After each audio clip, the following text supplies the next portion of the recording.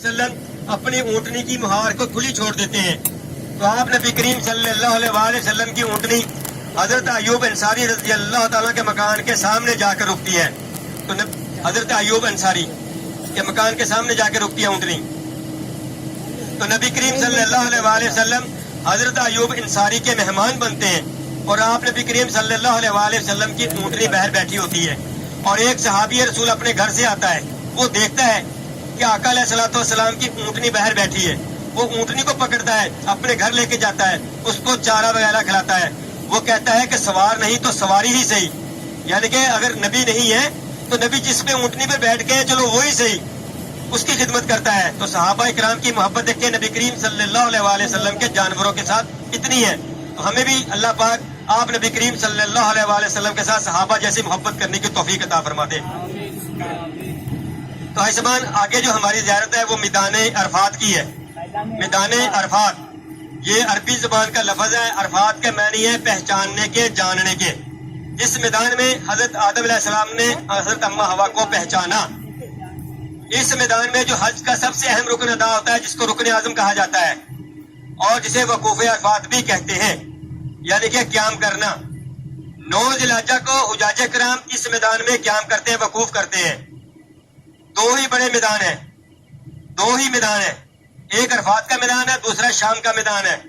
जब क़यामत बर्पा होगी ना तो इन दोनों का दरमियानी फासला खत्म हो जाएगा, ये एक हो जाएगा और अल्लाह ताला अपने अर्श मौला भी यहाँ पर सजाएंगे और हमने मरने के बाद जिंदा होना है ना, और अपना हिसाब किताब अल्लाह की बारगाह में पेश करना है। वो इसी मैदान में पेश करेंगे। आप खुश नसीब हैं, अभी कुछ देर के बाद इंशाल्लाह वहां पहुंचेंगे तो अपनी आंखों से उस मैदान को देखोगे। इस मैदान में हमने मरने के बाद जिंदा होना है।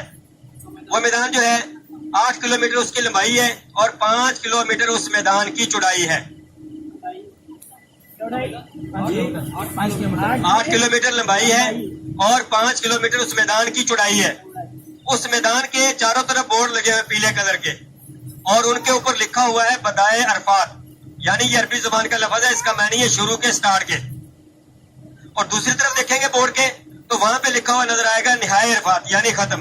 अगर पाँव अंदर रखेंगे तो हम हदूद के अंदर आ जाएंगे और बाहर रखेंगे तो हदूद से बाहर हो जाएंगे। और दोबारा बोलो वो नाम, दोबारा बोलो इसका बदाए अरफात और निहाए अरफात। निहाए का मानी खत्म, एंड का। बदाए का मानी है शुरू का। हाँ जी, ये से लिखा हुआ है। वो दिखाएंगे बोर्ड, जब आएंगे आपको दिखा देंगे। तो इस बात उस 9 ज़िलहज्जा को इस बात का ख्याल रखा जाता है कि मैदान अरफात की हदूद के अंदर रहना होगा। तो दुआ अल्लाह तबारक तआला इसी साल तमाम हुज्जाज किराम को हज की तौफीक अता फरमाए। 9 ज़िलहज्जा को इस बात का ख्याल रखना है, हदूद के अंदर रहेंगे तो फिर वकूफ अरफात होगा। अगर हदूद से बाहर होगा कोई आदमी तो उसका वकूफ नहीं है। हज के 3 फर्ज हैं, हज के 3 फर्ज हैं। नंबर 1 नियत करना, एहराम बांधना। नंबर 2 वकूफ अरफात, यानी कि अरफात में क़याम करना।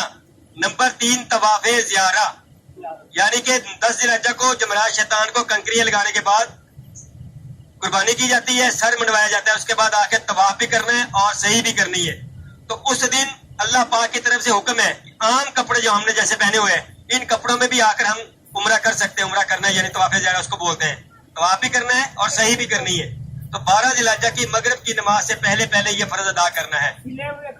जी, उस दिन इजाजत 3 दिन के लिए।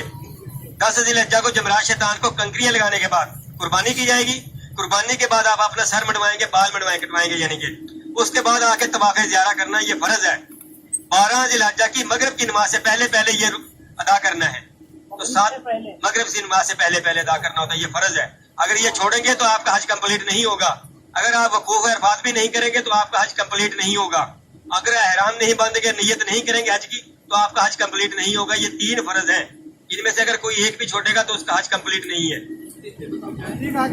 नंबर 1 वकूफ अरफात, ठीक है। नंबर 2 एक मैंने बताया कि वो एहराम बांधना, नियत करना।